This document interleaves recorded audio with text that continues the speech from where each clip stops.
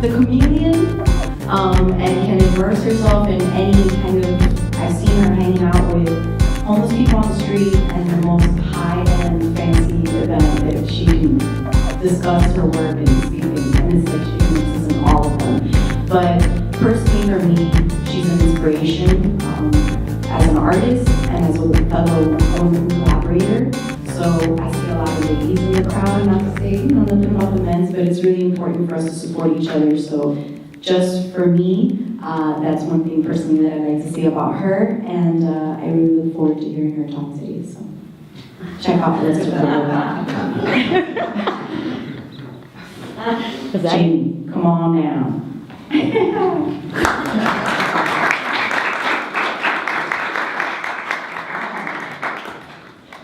Can sit on that one.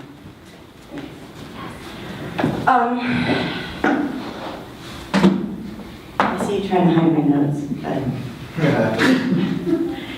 I'm gonna do this. Can I? Did you want to use it? I was going to get out of your face. Man, I'm just gonna drop the notes. We're gonna go with this. I made notes because I want to make my point. You can use the notes, don't feel bad. No, I don't. Should we talk about it some more?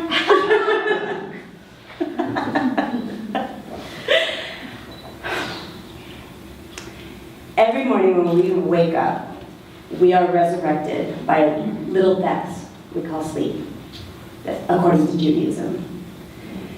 They sing about the connection between life, death, nature, and all things in the circle of life. The end of one thing is always the beginning of another, according to screenwriter Sid Field. Life and death are eternal balance, according to yin and yang. And for every action, there is an equal and opposite reaction, according to Isaac Newton. There are examples in everything we do and everything we are that show us how death plays a role in all things. I haven't always thought about death, but I've always thought about people, the way we interact, our universalities. And that makes me an artist, or it makes me a photographer, or makes me a filmmaker. But I think it mostly makes me a really good listener. I like to jump into people's lives, as Christy said. I really want to understand how your story feels. I want to connect. I want to find how we all are related or relative, let's say. And I need to face my own fears through that to figure out where I fit into this world. So I think the bigger thing is that what I'm looking to do is be honest. Not only to have honesty between my subjects and I, or with my loved ones, but within myself. So sometimes that means I get a little bit too close or too involved, but I think that really defines my process. And I'm already off the notes.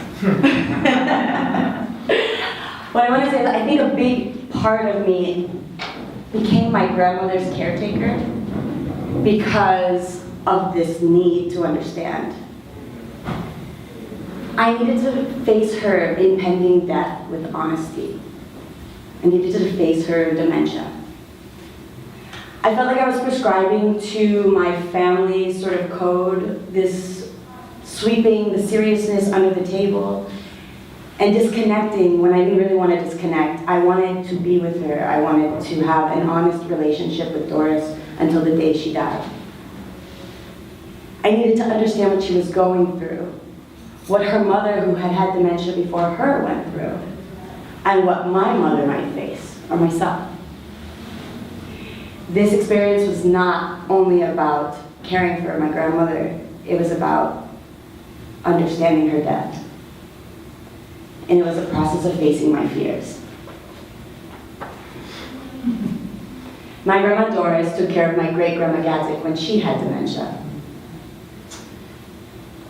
I remember watching from the sidelines as a kid, and you could feel the fear and the guilt that she had every time we'd go visit Grandma Gadzik in the nursing home. When Doris finally got dementia, that fear and that guilt was transferred to my mother as she became caretaker.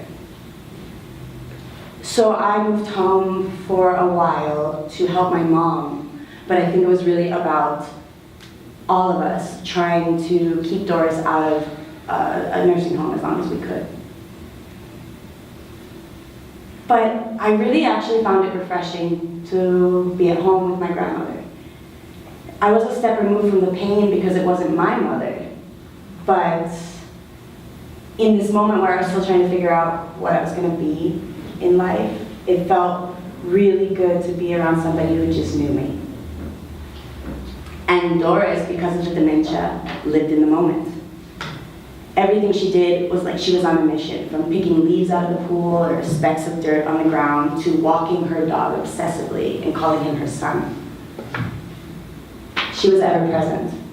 Even her meltdowns had intention. But before all that, Grandma was a storyteller. She was the matriarch of our big Polish family. And the dementia caused her to stop remembering her stories. But it didn't take away her charm.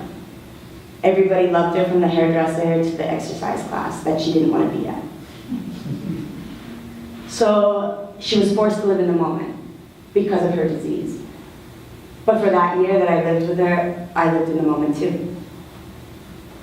Staring dementia in the face was this opportunity to understand the pain that it can create, but also the beauty that it can reveal. My family said I was helping her, but I felt like I was there to learn something. Like I was there to face death with her or face my own death.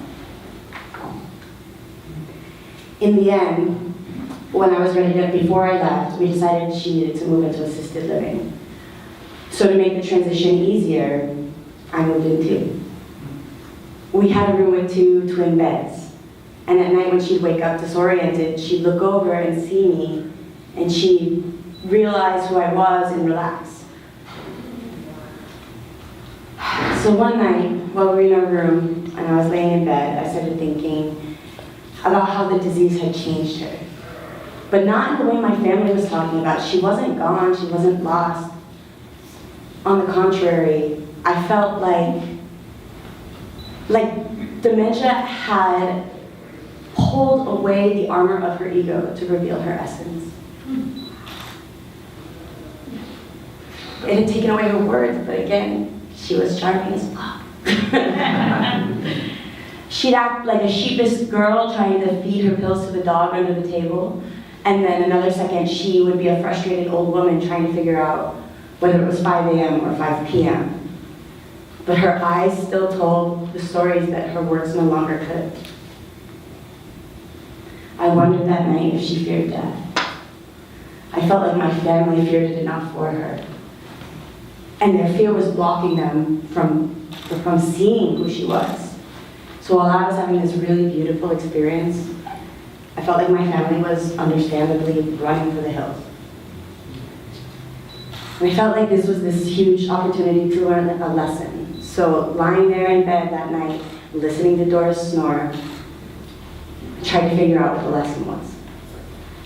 And it sort of came to me that this whole year I'd spent with her, caring for her, she was actually quietly helping me to clear out all the noise in my life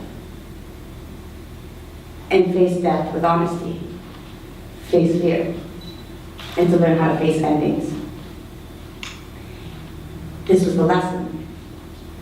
In order to grow, you have to let go.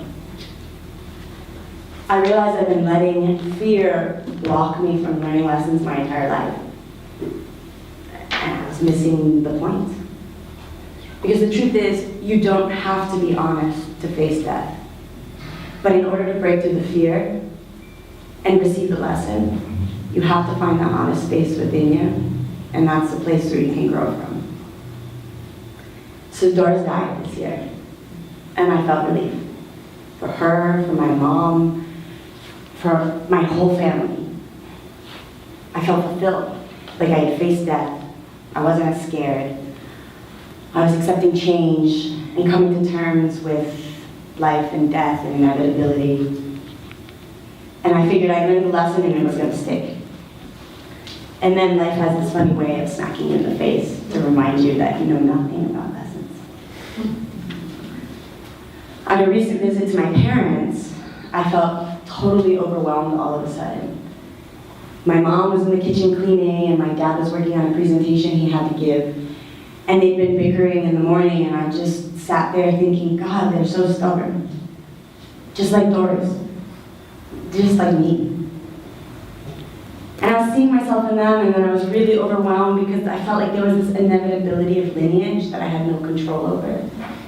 And that was frustrating because I knew that they'd given me certain things I didn't like, and that I might become them, or maybe I already had. And if there was no chance of changing it, what was the point? But then there was a bigger feeling. And the bigger feeling had me crying the entire car ride home from Sarasota to Miami, as I was thinking about this visceral connection I was having with their eventual death. It could happen at any time.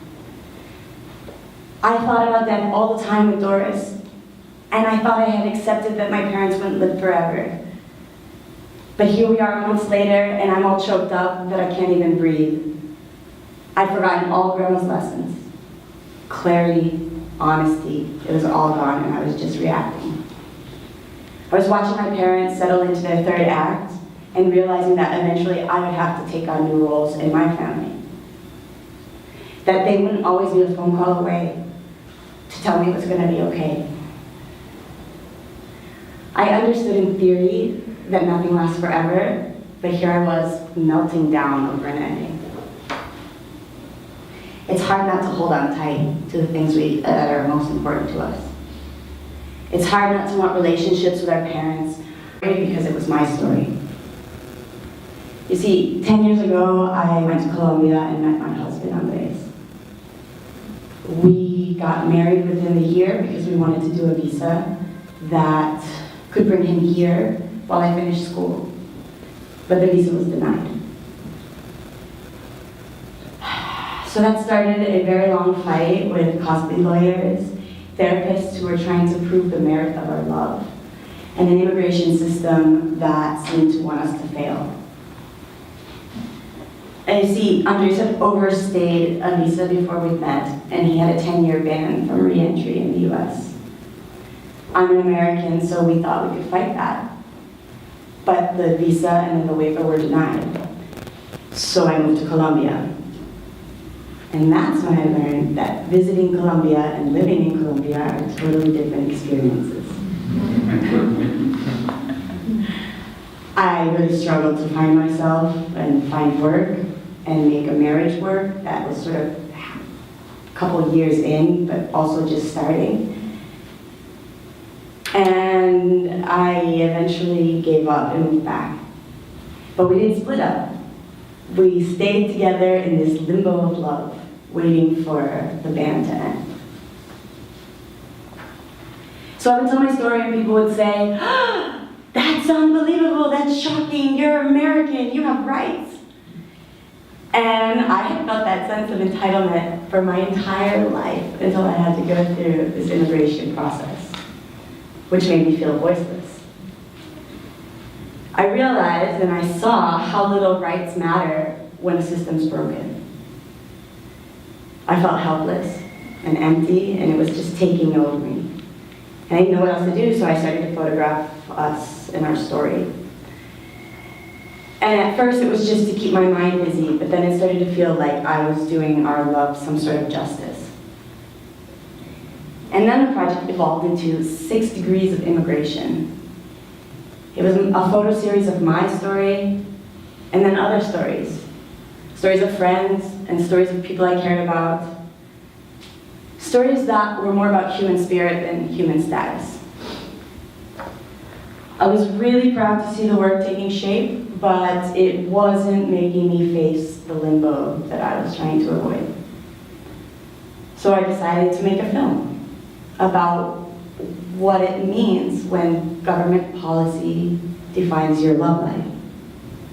I wanted to show how that feels. But again, it wasn't just about someone else, it was my story, so it was really hard to separate and get rid of the ego and, be genuine, be honest. share my fears. I was so unwilling to face it because I was afraid that that would mean we might have to redefine what we felt about each other, what we were doing. But through the creative process and the commitment to the work, and all the lessons from Doris and my parents and so many other people, I was able to face my fears, create the space, and finish the film. 6 Degrees of Immigration has now expanded to tell more stories through the collaboration of several filmmakers who are all trying to challenge the perception of what immigration looks like. These are stories about humanity, stories that burst bubbles. Some may be challenging to hear, but some may be surprisingly relatable. And I guess the point is this: you can face your fears and you can face death, but you won't learn the lessons waiting for you until you do the work, until you create the space for honesty. In order to grow, we have to let go. I think everyone in this room knows how it feels to let someone or something go before you're ready. It's this unique pain of holding on too tight, or maybe a little bit too long. I think we also, a lot of us know how it feels to summon the courage to let go. Although it's uncomfortable, it creates some space, which makes it a little easier to try something new, or even revisit an old idea in new light. And even though it's tough for me to fully admit, we only have so many days. We can only do so many projects. We can only love so many souls.